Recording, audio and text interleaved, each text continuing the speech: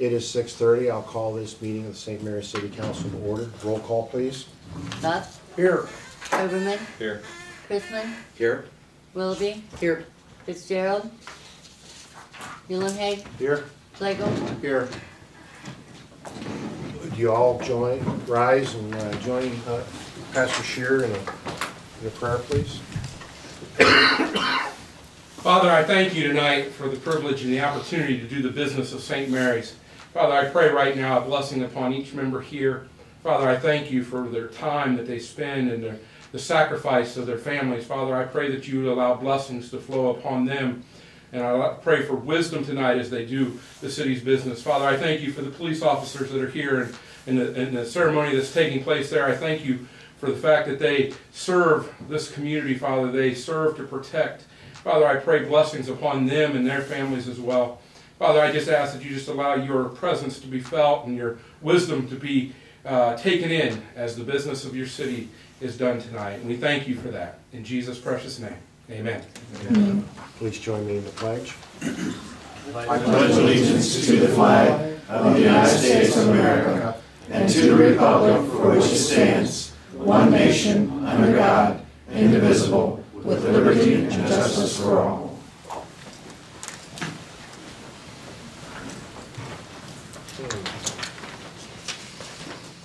You all had a chance to read the minutes of the meeting. Are there any questions or comments? If not, may I have a motion to accept the minutes? Ken Coverman, Robin Willoughby, all vote please. All yeses. Any petitions, communications? Okay, Mom, now it's time for you to. We have an oath of office, Nathaniel McMaster. So, Chief? I'd like to introduce Nathan to everybody here. Nathan started with our department, I believe about the same day, just before Tim Everly retired. He's here tonight with his mom and his fiancee, Ariel. Nathan is a graduate of Lincoln View High School. He's had a lot of big moments in his life here recently. He just graduated from the Grand Lake Law Enforcement Academy. I'm happy to say that he came highly recommended by many of my instructors. He also just graduated with his bachelor's degree from Wright State University in criminal justice, and he's getting married Saturday. So a lot of big firsts. So with that said, Nathan, if you'd like to step forward.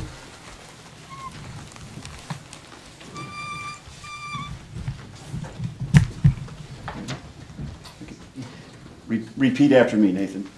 I state your name. I, Nathaniel McMaster, Do solemnly swear do solemnly swear and affirm and affirm that I will support that I will support the Constitution of the United States, the Constitution of the United States, the Constitution the Constitution of the State of Ohio, of the State of Ohio, that I will faithfully, that I will faithfully, honestly, honestly, and impartially and impartially discharge the duties discharge the duties of the office of of the office of police officer police officer with the Police Department with the Police Department for the City of St. Mary's, for the City of St. Mary's, State of Ohio, State of Ohio, during my continuance during my continuance in said office. in said office. Congratulations.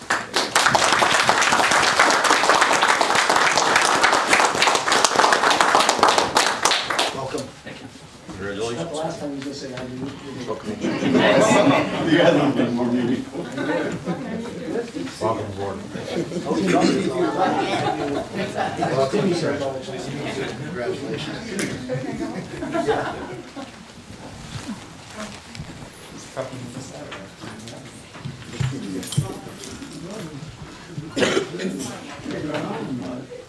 See you, Joe.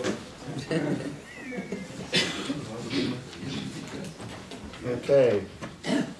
Next on petitions, communications, we have a liquor permit renewal.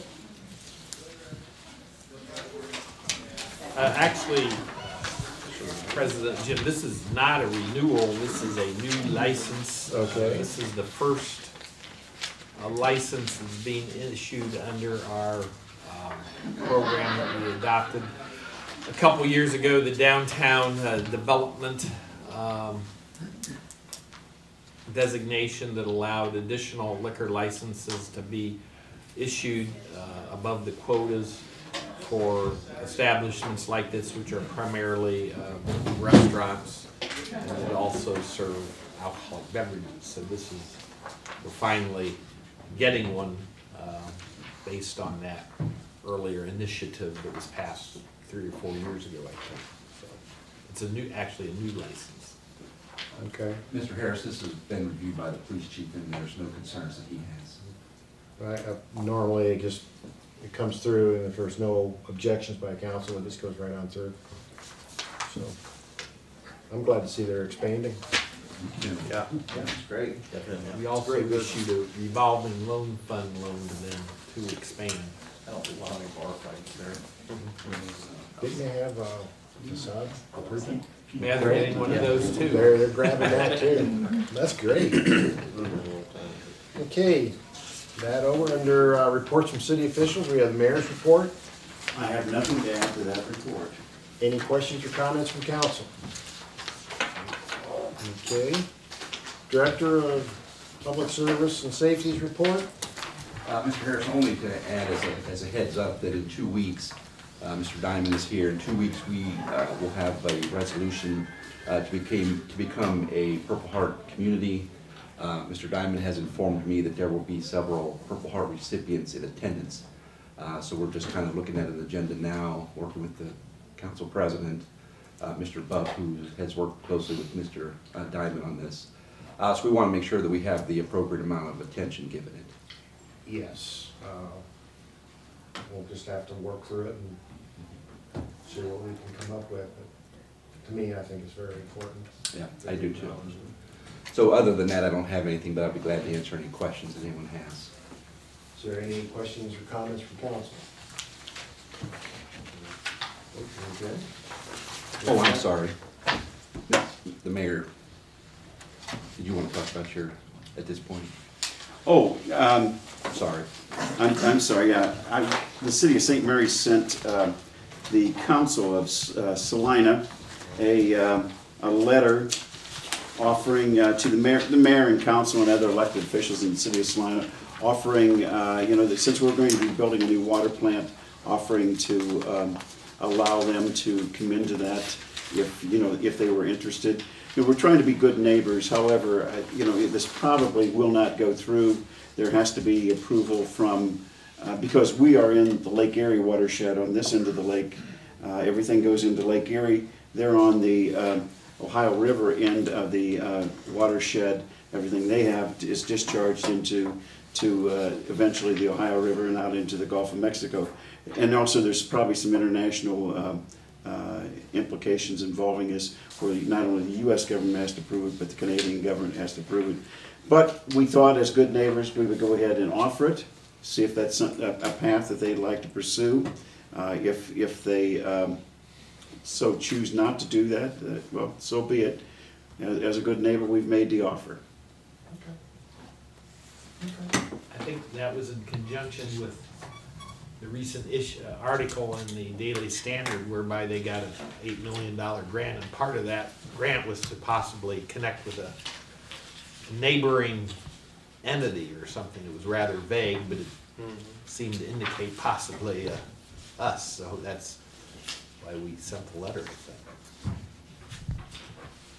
We'll just have to see how interested they are. I know it's been a number of years ago that this topic was broached once before.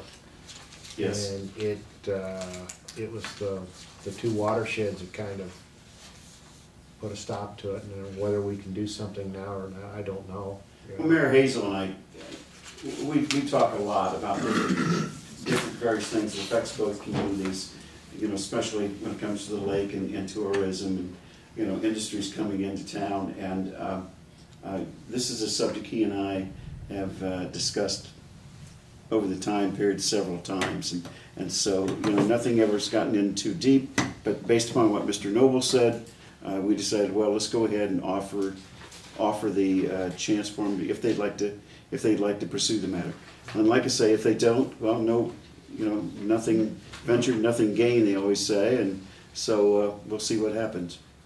So is it like because of the lake issue? Is that why? No, it has nothing to do No. with the lake. No. nothing to do. Basically, the ball's in their court.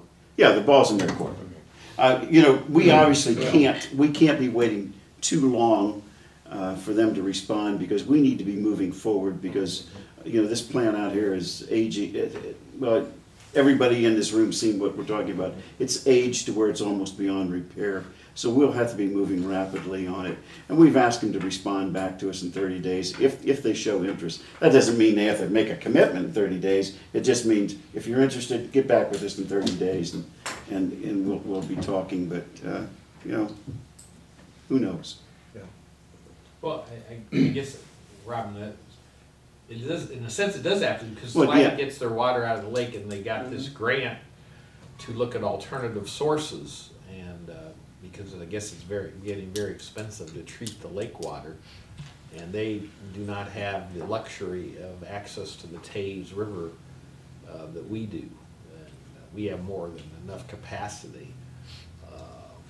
But that was just an article that possibly one alternative they might have to getting water out of the lake is to tap in with another community. That other community was not mentioned in the article, but it doesn't take a rocket science to indicate it might be us. And since there's an article in the Columbus Dispatch recently, the people living over there is probably really concerned if that's their drinking I think water. they're concerned about the neurotoxins in that Yes. lake. And, you know, we have a wonderful source of water. We use, I think in St. Mary's, we use approximately 2.5 million gallons a day, and they use a little over 3. If we drill 2 wells out there, we could produce easily 10 million gallons per day, so it would give us a lot of backup. But, you know, they may be looking at other sources. We just don't know that. Where they would be, who knows? Like you said, offer them the opportunity and see what they say. Sure. You know, one of the things that the state is really emphasizing is, and this is something else that spurred us to write the letter, is they're talking about resource sharing. And we've got a tremendous natural resource out here, and so that was something else that we had talked about. But like I say, don't get too enamored by the offer, because it may not even be possible. There may be so much government red tape that it wouldn't even be worth pursuing. Any other questions or comments from council? Okay. I don't think, was it noted in your report, the bonds were sold, our bids?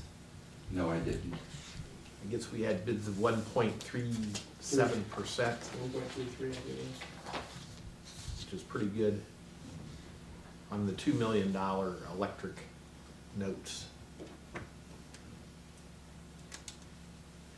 It was 1.33? 1.33, I think so it was.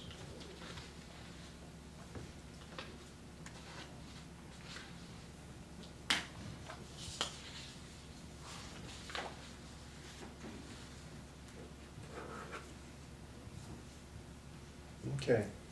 Any other comments?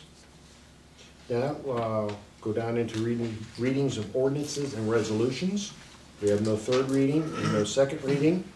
We have new legislation, ordinance 2016-18. May I have a motion to read, please? Mr. Bob, Mr. Yellenay, all vote, please. All yeses. Ordinance 2016-18, an ordinance authorizing the execution of an agreement with Clemens Nelson and Associates Incorporated for employee relations work. Mr. Foxhoven. Mr. Harris, this ordinance deals with our partnership with Clemens and Nelson. As everyone is aware, we use them as a consulting firm, primarily for contract negotiations, but we also use them in other areas as well. As far as we can tell, our partnership with them began in 1985, so we've been with them 30 plus years. The last increase was in 2011. This increase does not take effect until June 1st of next year. We were notified of the change. We figured we might as well just go forward and do it.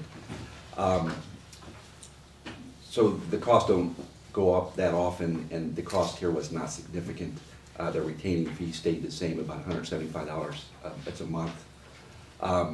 We spend on average over the last 6 years, we've spent about $49,000 a year with Clemens and Nelson. As everyone is aware, we try to limit our dependency on them and do some of the things in-house.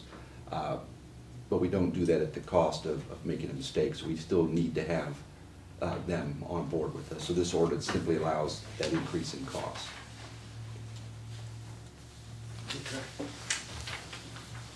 Any questions or comments from council?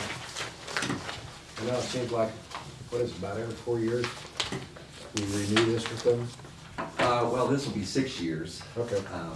So. I know my time, this has come up several times in my time on council.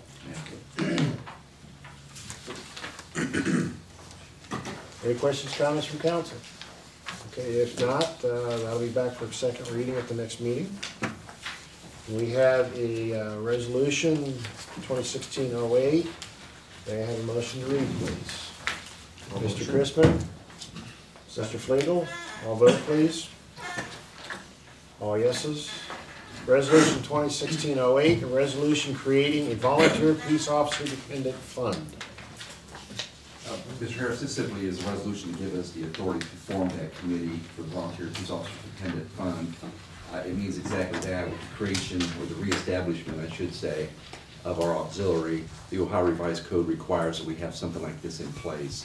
Obviously, this is there in case there was a death or disability with any of our auxiliary fire or auxiliary policemen. Okay. Any questions or comments from council? Greg, in reading this over and being asked to serve on the committee, Mr. Flagel and I, says down here as far as the dollars at the end, each fund member pays an initial premium of $300 to $500. Is that, how often does that come around? It's unclear. Chief Ernst and I spoke about it this morning. The revised code is just not clear. He's researching that to see if that's an annual or how often that payment has to be made, but at this point, we simply don't know. Per officer? No, Just one, yes, just an annual fee. The way it reads, it doesn't appear to be an annual cost. Yeah, I went on the internet and I can't find it in the communications there either, so I just wanted to get an inside track on it. If we do somehow figure out if that's an annual cost, we'll certainly let everyone know, but at this point, it doesn't appear to be, but I don't want to say that for certain. Okay, thank you. Don't expect a lot of meetings from the committee. Well, yeah, I don't want that. Yeah. I think the other one, as far as I know, was never met. Yeah, we have a similar process in place for the auxiliary firefighters. Of course, we don't have any auxiliary firefighters right now. Any other questions or comments from council? If not, this will be back for its second reading at the next meeting. Scheduling miscellaneous business, we have a request for Finance Committee.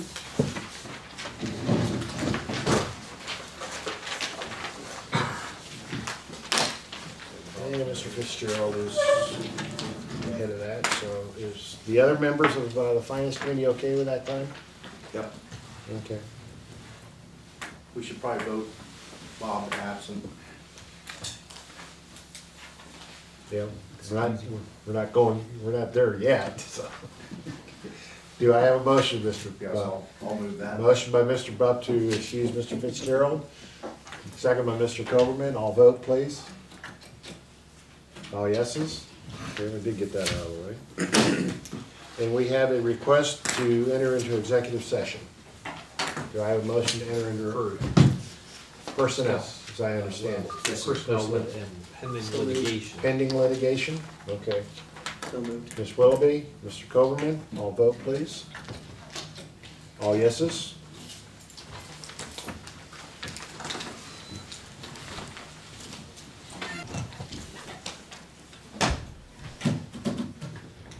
Before we adjourn, I would like to introduce to council Clara Cooney, who is an intern with our office for a month and also be working with Judge Peppel. She's a legal student from France, so she's visiting our community for a month. Well, welcome.